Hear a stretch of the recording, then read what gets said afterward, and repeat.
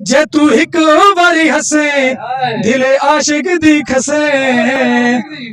अस्सलाम वालेकुम। वालेकुम सलाम। भाई क्या नाम है? अब्दुल रज़ाक खान।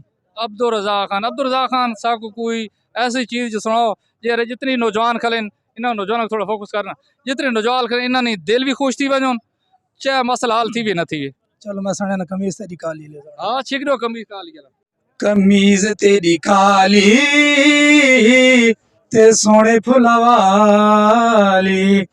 कमीज तेरी काली ते सोने फुलवाली।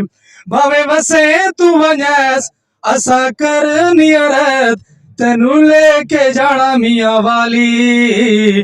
कमीज तेरी काली ते सोने फुलवाली।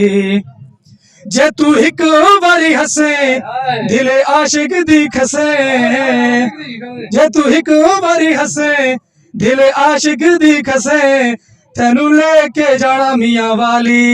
ओए कमीज तेरी काली ते सोने फुलवाली।